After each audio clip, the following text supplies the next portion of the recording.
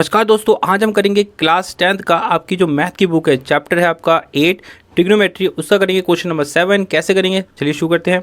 सबसे पहले बोला गया है इफ़ कॉट थीटा 7/8 दे रखा है, कॉट थीटा 7/8 है, ठीक है। तो हमको पता है हमको इनकी वैल्यू निकालनी है और इसकी वैल्यू निकालनी है। कैसे निकालेंगे देखो, आपको दे रखा है क्या कि कॉट जो है 7/8 है, तो इसको मान लेते हैं, क्या मान लेते हैं, लेट, क्या कर लेते हैं, लेट क्या कर लेते हैं, लेट कि जो कॉट है, कॉट थीटा इक्वल टू जो 7/8 है, उसको मैं क्या मान लेता हूँ, एक को मान लेता हूँ 7K और एक को मान लेता हूँ 8K मान लेता हूँ, ठीक है। लेट कर लेता हूँ यानी वेरिएबल में मान लेता हूँ, ठीक है। जहाँ पे जो K है ना वो रियल नंबर है, ठीक है। यहाँ पे इसके बाद हम क्या करेंगे, हमें क्या करना है, देखो यहाँ पे आपको पता होगा जो एक ट्रायंगल अगर मैं बनाता हूँ यहाँ पे, जैसे एक ट्रायंगल बनाते हैं, यहाँ पे एक ट्रायंगल बना दिया, यहाँ पे वो भी राइट ट्रायंगल बना दिया, ठीक है। राइट ट्रायंगल बनाने के बाद में इसका नाम दे देते हैं A, इसका नाम दे देते हैं B, इसका नाम देते हैं C, ठीक है। अब देखो ये तीन साइड्स होती है, ठीक है। इन तीन साइड्स की क्या होती है, वैल्यू होती है, वो निकालनी पड़ेगी। तो देखो कॉट का जो फॉर्मूला होता है वो क्या होता है, वो कॉट जो होता है वो tan का उल्टा होता है। तो tan जो होता है P/B होता है, तो कॉट क्या होगा, B/में P होता है, ठीक है। यानी B मतलब बेस यानी आधार, और P मतलब होता है परपेंडिकुलर, मतलब होता है मेरा लंब। इसका मतलब इस वाले ट्रायंगल में अगर देखोगे B जो है बेस है यानी 7, तो मेरा जो बेस ये होता है ना बेस, तो ये हो जाएगा मेरा कितना, 7K मेरा बेस हो गया। और परपेंडिकुलर मतलब लंब जो होगा वो मेरा 8K हो जाएगा, मतलब लंब जो है वो 8K हो जाएगा, ठीक है। लेकिन मेरे पास तीसरा साइड तो दे नहीं लिखा, AC नहीं दे लिखा, तो AC साइड मुझे निकालना होगा। कैसे निकालूंगा मैं बाई पाइथागोरस थ्योरम के द्वारा। कैसे निकालूंगा, देखो यहाँ लिखूंगा, यहाँ पे बाई पाइथागोरस थ्योरम, ठीक है। पाइथागोरस जो थ्योरम होता है उसके द्वारा मैं इसको निकालूंगा। थ्योरम क्या बोलता है, देखो यहाँ पे ये जो हाइपोटेनस होता है ना, हाइपोटेनस यानी कर्ण, ठीक है, उसको लिखेंगे यहाँ पे AC का स्क्वायर, ठीक है। फिर आएगा परपेंडिकुलर, क्या परपेंडिकुलर, क्या मेरा BC, क्या मेरा BC का स्क्वायर। फिर आएगा मेरा AB का स्क्वायर। आप इसको यहाँ लिखो या यहाँ लिखो, कोई फ़र्क नहीं पड़ता, ठीक है। यहाँ पे यानी जो मेरा हाइपोटेनस होता है यानी कर्ण होता है वो इन दो भुजाओं के जोड़ के बराबर होता है, ठीक है। इसके बाद हम क्या करेंगे, देखो BC की वैल्यू क्या दे रखी है, BC की वैल्यू दे रखी है 8, ठीक है। यहाँ पे तो मैं लिखूंगा 8K का स्क्वायर प्लस, और AB की वैल्यू क्या दे रखी है 7, तो लिखूंगा यहाँ पे 7K का स्क्वायर, ठीक है। यहाँ पे इसके बाद देखो 8 का स्क्वायर कितना होता है 64, K के ऊपर स्क्वायर है तो वो भी K का स्क्वायर हो जाएगा। 7 का स्क्वायर कितना होता है 49, और K का स्क्वायर कितना होता है K का स्क्वायर। इन दोनों को मैं प्लस करूँगा, क्या करूँगा, प्लस 9, और ये कितना हो जाएगा 13 हो गया, और 6 और 4 10 में 1 प्लस करूँगा 113 हो गया आंसर मेरा। और यहाँ पे K का स्क्वायर, और यहाँ पे देखो AC का स्क्वायर है ना, वो मैं यहाँ पे लिखूँगा AC का स्क्वायर, ठीक है। यहाँ पे अब ये ध्यान दो 113 जो होता है ना, ये किसी का स्क्वायर रूट तो होता नहीं है, ठीक है। यहाँ पे स्क्वायर तो होता नहीं है, तो हम क्या करेंगे, यहाँ पे हम क्या करेंगे, देखो हम लिखेंगे यहाँ पे रूट का 1/3 रूट का, और यहाँ पे लिखूँगा K लिख दूंगा, ऊपर में लिखूँगा स्क्वायर, क्योंकि अगर मैं रूट 113 को अगर रूट 113 से मल्टीप्लाई करता हूँ ना तो 113 बनता है, ठीक है। यहाँ पे और K को अंदर रख दिया, ऊपर स्क्वायर डाल दिया, और यहाँ पे लिखूँगा AC का स्क्वायर। स्क्वायर से ये स्क्वायर कट जाएगा, ठीक है। यहाँ पे क्योंकि मुझे स्क्वायर हटाना था, तो AC की वैल्यू कितनी आ गई 113K आ जाएगा। यहाँ तक आपको समझ में आ गया। यहाँ पे अब यहाँ तक अगर आपको समझ में आ गया, अब हम क्या करेंगे, अब हमें क्या करना है, देखो हमें निकालनी थी किसकी, साइन की, हमें किसकी वैल्यू निकालनी थी वो मैं आपको दिखा देता हूँ। हमें निकालना है वैल्यू, हमें वैल्यू निकालनी है 1 प्लस साइन थीटा ब्रैकेट में 1 माइनस साइन थीटा, ठीक है। यहाँ पे लाइन खींच देता हूँ यहाँ पे, और 1 प्लस कॉस थीटा ब्रैकेट में 1 माइनस में कॉस थीटा, ठीक है। सिंपल सी बात।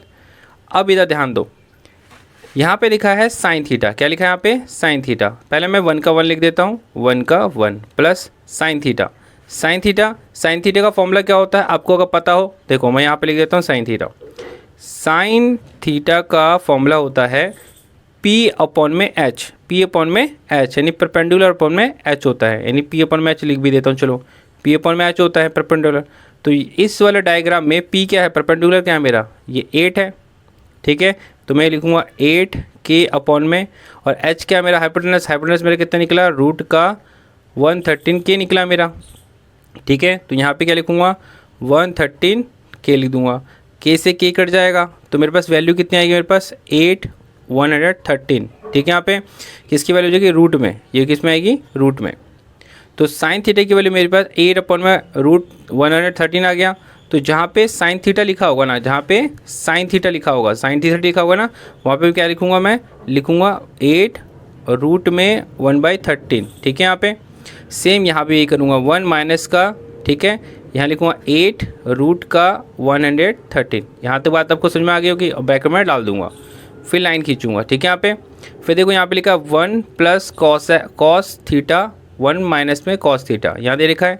अब इसको कैसे करेंगे, देखो यहाँ पे, चलो कॉस की वैल्यू भी निकाल लेते हैं। तो कॉस थीटा जो होता है ना, वो होता है b/h, यानी बेस अपॉन में हाइपोटेनस।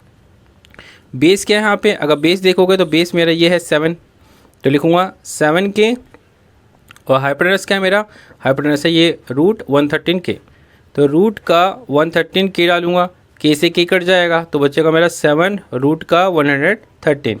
तो जहाँ पर मेरे पास, जहाँ पे कॉस लिखा होगा, क्या लिखा होगा, कॉस, वहाँ पे मैं क्या लिखूँगा, यहाँ देखो यहाँ पे है ना 1 प्लस, तो मैं यहाँ पे लिखूँगा 1 प्लस कॉस थीटा की जगह पे क्या लिखूँगा, मैं लिखूँगा 7√113 क्लोज। फिर से सेम टू सेम इसके साथ भी यही करूँगा, 1 माइनस में 7√113। यहाँ तक आपको समझ में आ गया होगा, यहाँ तक आपको पूरी बात समझ में आ गई होगी, ठीक है। अब इसका ना एक फॉर्मूला होता है, देखो यहाँ पे a plus B a minus B, देखो ये वाला सेम है, ये सेम है ना। तो इसका एक फॉर्मूला होता है, क्या होता है मेरा, a का स्क्वायर, ठीक है। ए में फॉर्मूला आपको लिख के भी दिखा देता हूँ, चलो यहाँ पे लिख के दिखा देता हूँ। फॉर्मूला होता है a प्लस बी और a माइनस बी, क्या होता है मेरा, a स्क्वायर माइनस का b स्क्वायर होता है, ये फॉर्मूला होता है, ठीक है। तो मैं क्या करूँगा, देखो a plus B a minus B, a same है b सेम है, तो फॉर्मूला क्या लगेगा, a square minus b square. तो यहाँ पे देखो a plus B a minus B, ये a की वैल्यू, ये b की वैल्यू, तो वही करूँगा, a की जगह पे क्या है a1 रख दूँगा, फिर लिखूँगा यहाँ पे माइनस, ठीक है, फिर 8, फिर लिखूँगा रूट का 113 के ऊपर स्क्वायर, ठीक है। सेम यहाँ पे मैं नीचे वाले के साथ भी यही करूँगा, ठीक है। a plus B a minus B है, तो यहाँ लिखूँगा 1 का स्क्वायर माइनस का 7√113 का स्क्वायर। यहाँ तक समझ में आ गया आपको। देखो ध्यान समझो, यहाँ पे 1 का स्क्वायर कितना होता है, 1 ही होता है। 8 का स्क्वायर कितना होगा, मेरे पास होगा 64, ठीक है। और देखो स्क्वायर से ये रूट कट जाता है, स्क्वायर से रूट कट जाएगा, तो यहाँ पे आएगा 113, ठीक है। इसके नीचे 1 मान लेते हैं हम लोग, फिर लाइन खींच देता हूँ यहाँ पे, ठीक है। इसके बाद देखो 1 का स्क्वायर क्या होता है, 1 ही आता है, माइनस हो गया। 7 का स्क्वायर कितना होता है, 49, ठीक है। और उसके बाद देखो इस रूट से ये स्क्वायर कट जाएगा, तो बचेगा तो मेरा 113 बचेगा, ठीक है। इसके नीचे 1 मान लूँगा, मान लिया मैंने यहाँ पे। अब इसको आगे सॉल्व कैसे करते हैं, अब इसको नेक्स्ट पेज पे करता हूँ, सॉल्व करता हूँ। चलिए नेक्स्ट पेज पे ले चलता हूँ। अब मैंने इसको लिख दिया है नेक्स्ट पेज पे, ठीक है।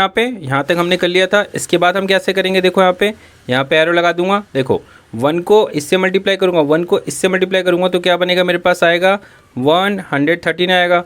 अब 113 को क्रॉस मल्टीप्लाई करूँगा 1 से, तो क्या बनेगा, 113 आएगा, ठीक है। यहाँ पे 1 को करूँगा 64 से, तो कितना आएगा, मेरे पास 64 ही आएगा, ठीक है। इसके बाद लाइन खींच दूंगा यहाँ पे। फिर इसके बाद इसके साथ भी यही करूँगा, 1 के साथ ये करूँगा, मल्टीप्लाई करूँगा तो कितना आएगा, 113 आएगा। 113 को 1 से करूँगा कितना आएगा, 113, और 1 को इससे करूँगा 49 से करूँगा कितना आएगा, 49, ठीक है। ये वाला एरो जो है ना यहाँ डाल देता हूँ, ठीक है। यहाँ पे इसके बाद देखो क्या होगा, 113 में से 49 माइनस होगा, ठीक है, 64 माइनस होगा तो कितना आएगा, 113 में से 13 में से 4 जाते हैं तो कितने बचते हैं, 9 बचते हैं, ठीक है। यहाँ हो गया 10 में से 6 जाएगा तो बचेगा 4 बचेगा। और ये नीचे दिख रहा है 113, इसको लिख दूंगा मैं यहाँ पे 113 लिख दूंगा, ठीक है। यहाँ पे फिर इसके बाद लाइन खींच दूंगा, खींच दिया मैंने यहाँ पे। इसके बाद मैं क्या करूँगा, देखो 113 में से 49 जाएगा तो बचेगा मेरे पास 64, ठीक है। और यहाँ पे बचा मेरे पास का 113, यहाँ तक आपको समझ में आ गया होगा, ठीक है। इसके बाद क्या करेंगे, देखो अब मैं इसको रिवर्स कर दूंगा, उल्टा कर दूंगा। उल्टा कैसे करूँगा, देखो यहाँ पे उल्टा कैसे करूँगा, देखो यहाँ पे लिखूँगा 49 अपॉन में 113। तो देखो ये दिख रहा है यहाँ पे नीचे, ये ऊपर जाके क्या होगा, रिवर्स हो जाएगा, मतलब ऐसे हो जाएगा, मल्टीप्लाई 113 जो है ना वो ऊपर चला जाएगा, और जो 64 है वो नीचे आ जाएगा। तो देखो 113 से 113 कट जाएगा, तो मेरे पास आंसर कितना आएगा, मेरे पास आंसर आएगा 49/64 आएगा मेरा पास आंसर, ठीक है। यहाँ पे लेकिन इसके बाद उसका, ये तो मेरा फर्स्ट क्वेश्चन का आंसर निकल गया। उसने उसके बाद सेकंड क्वेश्चन में पूछा गया है। सेकंड क्वेश्चन में क्या पूछा गया, देखो उसमें पूछा गया है कॉट स्क्वायर थीटा पूछा वैल्यू। कॉट स्क्वायर थीटा की वैल्यू कितनी होगी, तो देखो कॉट स्क्वायर थीटा की वैल्यू मैंने आपको देखो यहाँ पे दे रखा है। यहाँ पे कॉट थीटा की वैल्यू दे रखी है 7/8 दे रखी है, 7/8 दे रखी है ना। तो जहाँ पे कॉट थीटा लिखा हुआ है ना, क्या लिखा हुआ है मेरा कॉट थीटा, तो उसकी जगह पे मैं क्या लिख दूंगा 7/8 का स्क्वायर लिख दूंगा, ठीक है, क्योंकि स्क्वायर लिखा हुआ है यहाँ पे। 7 का स्क्वायर कितना होता है 49 और 8 का तो स्क्वायर कितना होता है 64 होता है। यहाँ तो हो गया मेरा पूरा आंसर, ठीक है। यहाँ पे मैंने पूरा सॉल्व कर दिया, यहाँ से मैंने पूरा सॉल्यूशन स्टार्ट किया। ये देखिए यहाँ पे पूरा सॉल्यूशन यहाँ पे स्टार्टिंग है, ठीक है, और यहाँ पूरा सॉल्यूशन है यहाँ पे, पूरा हमने यहाँ तक थे, फिर हमने यहाँ तक ख़त्म कर दिया, ठीक है यहाँ पे। और अभी अगर आपको किसी बात पर डाउट है तो आप कमेंट में पूछ सकते हैं। और अभी के लिए थैंक्स फॉर वॉचिंग।